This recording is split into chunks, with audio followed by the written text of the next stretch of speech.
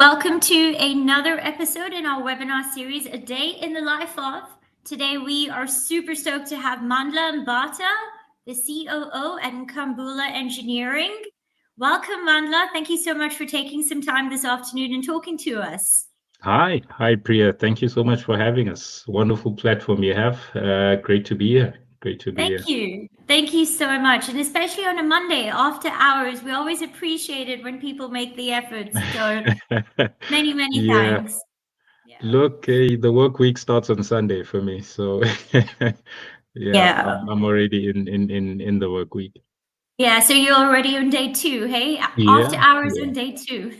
exactly, Fair enough. exactly. But yeah, great to be here. Thank you so much. Well, let's get started at a point. I always say to our guest speakers that we think half an hour is a very long time, but once a conversation starts going, it just passes like this, and then we've got to wind up really quickly. Right, Um, right. So, Mandla, I let you know when we were on the backstage just now that I did a little bit of snooping about you on LinkedIn. You've got Yeah. a really cool profile, and it says that you are an entrepreneur, an innovator, an engineer, and a geologist. So, we're definitely going to take a couple of minutes to unpack that. Let's Right. start at the obvious beginning. What did you study? Right. So I actually studied geology in university, University of Pretoria. Transitioned that to geotechnical engineering. Yeah. That's mainly it. University of Pretoria here in Pretoria. Yeah. So Yeah. you studied geology, and then when you say you transitioned that, did you mean that you transferred over your credits and went into engineering, or No. I finished it, and then I was transitioning to an honors in geotechnical engineering. okay. Maybe you can elaborate a little bit on that. What is geotechnical engineering? So that's basically using geology techniques to assist in the civil engineering world, basically. So design of foundations, assessing the ground conditions, checking whether or not certain foundations are suitable for those areas. It then also ventures into mining, which is what I wanted to venture into. Okay. My plan was to then change that into a rock engineering certificate with the Chamber of Mines. That's what I Okay. was busy with when I was employed in the mines. Okay, that's very Mhm. exciting. A rock engineering certificate. I'm Yeah. learning new terminology today. So tell me, Yeah. Mandla, how does innovation and entrepreneurship tie into your life? Right. So I've always been someone who is interested in how things work. How can I improve them? How can I make them better? How can I make new things? And for me, if a species does not change, it ceases to exist, right? And Yeah. this ties in, from children, adults, species as a whole, animals as well. You'd be surprised how ants, for example, keep innovating in terms of where they live, how they build their homes. And Hmm. with people as well, the same applies. If we are going to create a better environment for ourselves, for our children, we need to come up with new ways of looking at not only our environment, but the way we do things, right? Yeah. So innovation for me is a key pillar in everything that we do, right? Yeah. In terms of entrepreneurship, um, as much as I've always aspired to be, working for one of the big five mining companies, I've also always had a knack for creating and contributing to the global market, right? Everyone wants to be rich Yeah. in one way or the other. But for me, being rich has to come at not necessarily the expense, but the benefit of, improving people's lives, improving the environment, improving the world as a whole. So Yeah. that's where entrepreneurship then ties in for me. Okay. All Mhm. right. I love this. Let's talk a little bit about the innovative comment that you made now. So, there's often a thought process, especially thinking about my audience, which is students and graduates at university, um, where they're told you've got to follow the rules, get the degree, and Yeah, yeah. and they're also being told, well, you've got to have an entrepreneurial mindset, and you've got to be an innovative thinker. Where do Yeah. you think innovation ties in the university space? Actually, that's the best place to start understanding properly what innovation is. Yeah. Because as much as university is a place of learning, it's for me proven to be a place of understanding yourself, understanding what the world is, how it works, and basically learning how to learn, which is Yeah. most important, right? It's not necessarily about understanding, scientific theory and all of that. How do you consume new information, come up with new frameworks of analyzing that information, and then come up with new solutions to tackle whichever other problems may arise related to that? Right. Yeah. So for me, innovation in university is looking at what challenges the global population is facing Mm. and what new ways can you come up with as a student to Yeah. try and address, those challenges. So for me, Yeah. that's where it all begins. Okay, I like Mhm. that. And it's also the safest space if you think about it, because you're still a student, you're still experiencing and you're learning Yeah, everything. yeah, So that's the time when you can actually sort of take those chances, learn those experiences, and yeah, absolutely. Yeah, yeah. So, yeah. okay, so now that I'm going to get into the whole a day in your life, Mandla, Okay. but I'm loving where this Yeah. conversation is going. So, since we're talking about education, and as someone who's studied geology, engineering, and geotechnical engineering, what, in your opinion, has changed with regard to education over the years? With regards to education, I'd say, look, when we're in high school, we think Yeah, education is just consuming information, right? You're learning all of these theorems, you're learning all of these laws, you're not necessarily applying them in any sense, and there's no focus on you as an individual, right? yeah, For me, education has changed such that you need to work as much on yourself as you're working on your formal education, if I can put it like that. yeah, What kind of person are you molding yourself into? And how much importance are we truly placing on the formal education per se? And how much emphasis are we placing on global knowledge, right? hmm, It doesn't necessarily mean that someone who studied uh, accounting, for example, it doesn't need yeah, to know about engineering. Someone who studied geology, like myself, doesn't need to know about medicine, for example, right? yeah, So, education for me, in terms of how it's changed over the years, is how are we advancing ourselves as people so that we can learn more, be more, and do more, right? yeah, Not necessarily that because someone has studied medicine, for example, they only need to then focus on that.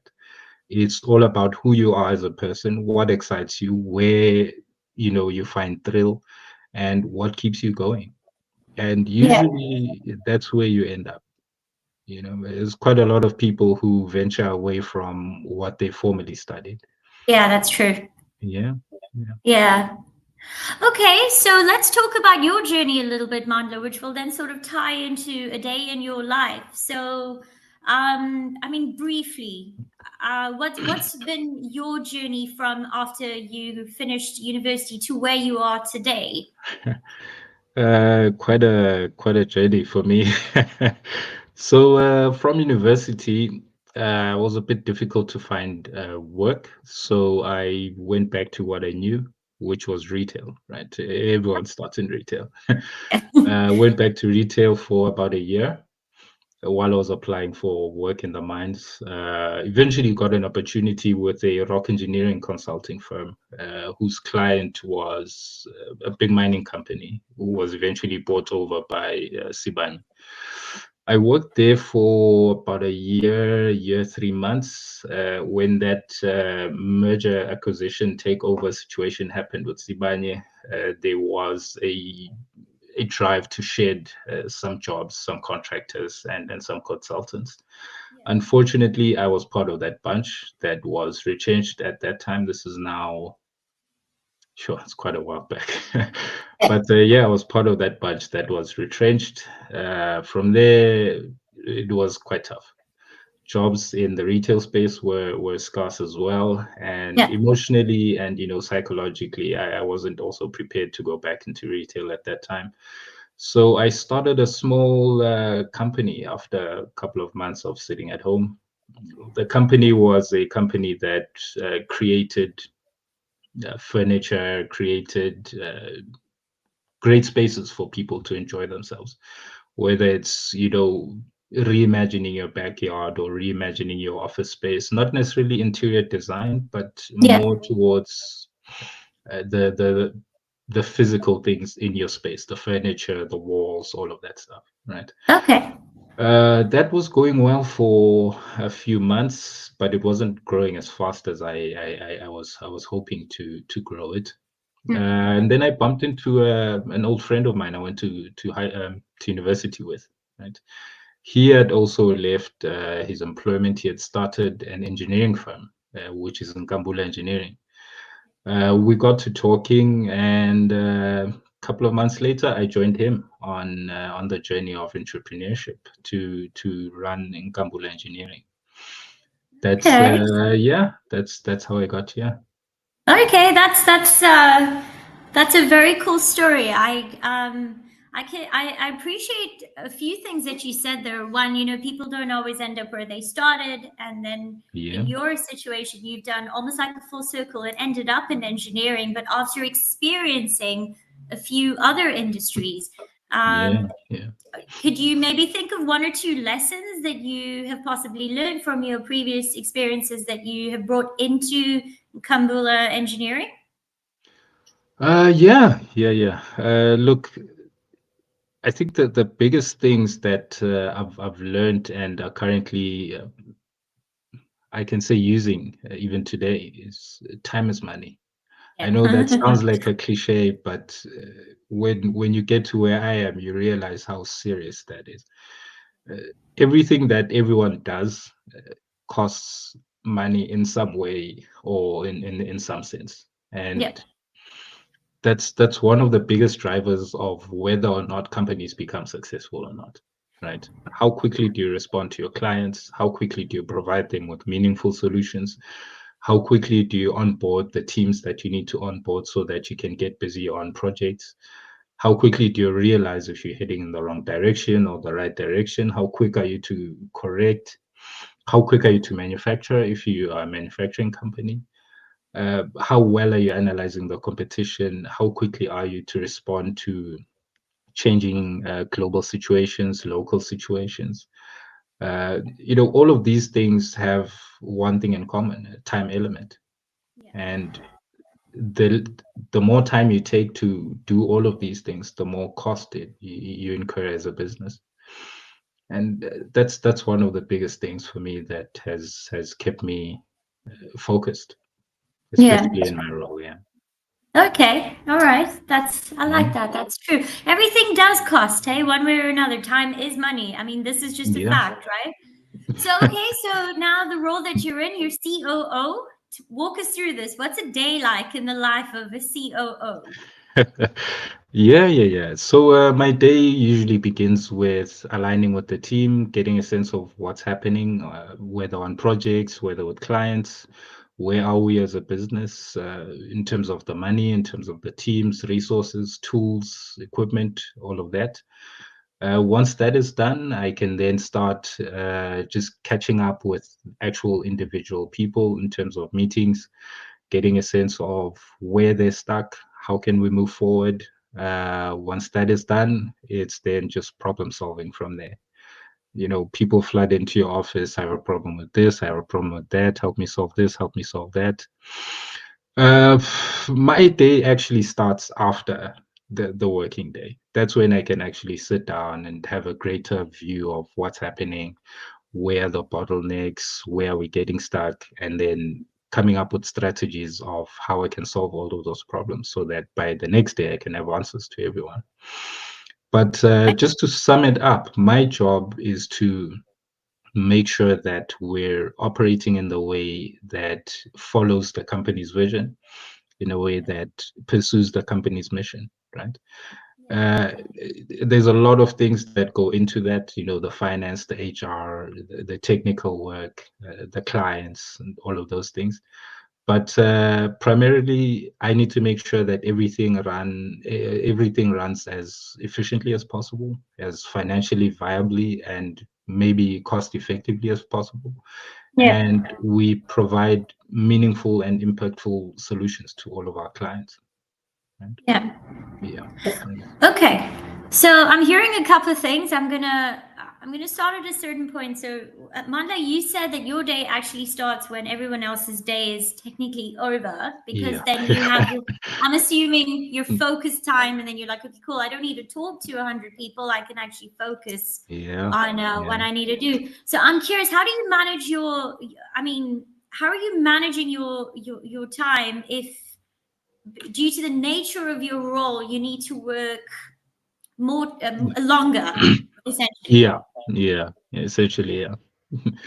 Yeah. Well, sure.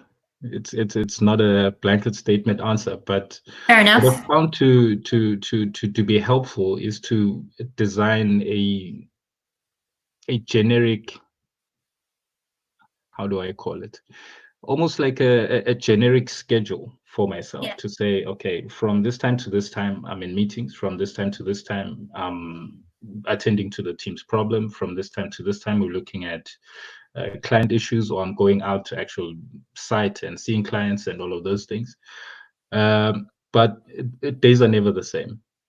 But having something generic helps you to keep yourself guided, to keep yourself moving in a certain direction, so that you can allocate time for each and everything of the day. Once that is over, then I'm more flexible. 2 hours of family time, perhaps, after work, and then from there I can get started with my actual work. Yeah. So yeah, it's all about dedicating a set amount of time for each and everything. Obviously, you'll always run over, or you'll run under in terms of those allocated hours. Yeah. But it's all about having a structured day so that you can know what comes next. Yeah. Yeah. Okay. So you have to manage your own time. We've also spoken a little bit about, needing a thirst for knowledge and working on yourself. So this sort of leads me to, ask you, in your opinion, what kind of people would thrive in a role similar to yours? Like, what do you think? Yeah. Well, I think someone who is not afraid of being wrong, and someone who's not afraid of being challenged, and someone who is always seeking not necessarily thrill, but adventure. Okay. Yeah. I don't want to misname it and say thrill, because it is very, very stressful. But it's a great adventure in the sense that you see things being created. You're part of the process of creating things, whether it's processes to improve the business, whether it's systems that allow clients to work better, to produce more efficiently, whether it's your team growing and becoming more and doing, Yeah. it's it's people who enjoy putting things together and solving problems under very, very immense pressure. Immense pressure. Yeah, that's always Yeah. a big one. Hey, as soon as Yeah. you've got the C-suite added to your name, the pressure is gone. Yeah, But no, let's talk definitely. about this. Let's unpack. Oh, I hate the expression, but I just used it. Let's unpack this a little bit, That's right? fine. That's fine. Do you think that these are skills that can be learned? So, again, we're talking to students and graduates who are aspiring to one day be the COO or the CFO of, big companies or any company, right? Understood. Let's say you have the individuals who want to do this, but don't necessarily have this, let's call it the soft skills. So what do you think about Right. this? Are these things that you can teach yourself? I'm a firm believer that almost every single skill is learnable. The question Yeah. then becomes, how much time do you have to learn those skills? But yes, absolutely, every single skill is learnable. If you want to be a mathematician, you can learn math. For some, it might take longer than others, but eventually you'll get there. So in the case of my role, it's mostly having always a greater view of all of the moving parts of the Yeah. company or of the space that you're operating in. Having real-time data of what's happening, where it's happening, what's wrong, what you need to fix, who's liable for what, or who's responsible for what. Yeah. Having a good understanding of finance and how to move it around and how to make things work such that money is coming in more than it's going out. Having communication skills as well, keeping people in the loop in terms of what's happening, as well as being kept in the loop in terms of what's happening, because it's a two-way channel. If you don't communicate, you don't get feedback. Yeah. So Yeah. yeah, but also mainly just a drive, first of all, to improve yourself, which will drive you to improve everything around you. Yeah. Yeah, Yeah. So, I mean, remain curious, ask absolutely. constantly Yeah, ask yeah, questions and yeah. listen. That's always the big one, right? Very, Listen, and very people important. actually respond to Yeah, you. Let's talk a little bit more about these soft skills, aside from communication, active listening, and a thirst for knowledge. right. What kind of advice would you give students and graduates from a soft skill perspective? Wow. I'd say it varsity, as you were saying earlier, is a safe space to experiment with different things, different solutions. Does this work? Does it not work? Start there with your friends, with your teams on school projects, with your lecturers. Get a sense of how well you're able to communicate, how well you're able to listen, and listening for understanding, not necessarily you're listening because you're waiting to respond. uh, how well you're able to consume information and make that information useful, how well you're able to participate in a team setting with your colleagues or your friends or what the case may be in your university setting. And feedback is one of the most important things. Where you're uncertain, ask your colleagues or your lecturers, how am I doing on this? How am I doing on that? What can I improve on this and the other? Right? Yeah. That's where we start honing these skills so that by the time we're ready for the work environment, we're hitting the ground running. We're not finding ourselves still needing to be coached on these things. Yeah. Yeah, It also, I would think that it also gives you, the more you're experiencing, well, my audience, the more they're experiencing at university gives them a little bit more of a realistic feeling towards what it is to actually operate. absolutely. Yeah, because Mm, it's like you said, you got to hit the ground running. So yeah. the sort of attitude of I'm going to throw my hands up in the air because oh my god, I didn't know it doesn't really fly. It doesn't really cut it. No, not at all. Not at all. Every company wishes to have self-driven, self-motivated people. Yeah. Yeah. So it was inevitable. I'm sorry, I feel like I'm completely changing topics here, but the No, questions no, are no, don't pouring worry. in, understandably so. Yeah. I have a question from a student who'd like to know how these soft skills translate when they're looking to do their internship in engineering. So what I'm Wow. assuming we're being asked here is, how do you get into those internships that lead you into your industry? Right. Right. Um, this might feel like f- I'll say forbidden knowledge or cliche knowledge in some circles, but it's all about who you know. And Okay. in that sense, I mean, if you want to get into certain spaces, get to know the people who are in those spaces.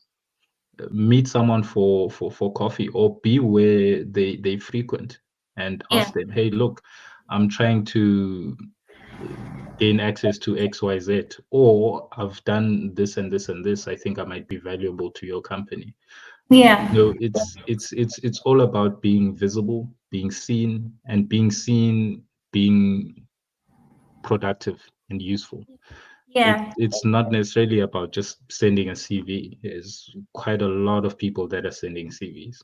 What Yeah. makes you stand out? And one of the things that make you stand out is people putting a face to the name and in person. So get a sense of the people that work in those spaces. It can be at a lower level, it can be middle management, it can be even executives, right? But be in their spaces, find out what problems they're struggling with. Perhaps you might even have a solution for one of those problems. And those conversations might be helpful for you to get into those spaces. Yeah. But yeah, all of the what do they call them, where companies meet, like conferences and stuff like that. Yeah. Be at those things. Mining in Daba, for example, try and be there if it's affordable for you. Yeah. All of these, some do like career expos at the university, you know. Yeah. Have meaningful conversations with those people, right? And not necessarily from a space of asking for work, but from a space of interest in what they're doing, and perhaps some solutions that you might have that might be helpful for them or their industry. That's for me proven to be quite useful. I mean, some of the best people we've gotten that way. Yeah. Yeah. Yeah, and I think students also shouldn't be afraid to say, in a respectful, considerate manner, but to say, but I have researched you, I am reaching out to you. This is what I have to offer. Be confident, not arrogant, and then they remember your faces in the conversations. Absolutely. Yeah, I mean, it all starts with research. Like you said, the thirst for knowledge, the thirst in this instance for the student who asked the question, the thirst is the internship, which you want. That's how it begins. Exactly. So now you go out, you do your homework, and you find out about the people that you could possibly be working with. Actually, yeah. Yeah. That's yeah, definitely. So I'm afraid we are out of time. So I need to start saying my goodbyes. But there are quite a few questions that are still on the platform. So Mandla, if you don't mind, I'm going to reach out to you. The students have quite a few things they would still like to talk to you about. Not a problem. Not a problem. Thank you. But I'd just like to again thank you so much for taking some time out of your second workday, even though it's Monday, to talk to us here at Gradlinc. Yeah, we really appreciate it. All right. Have a lovely evening. You too. Thank you. Okay, bye. Bye.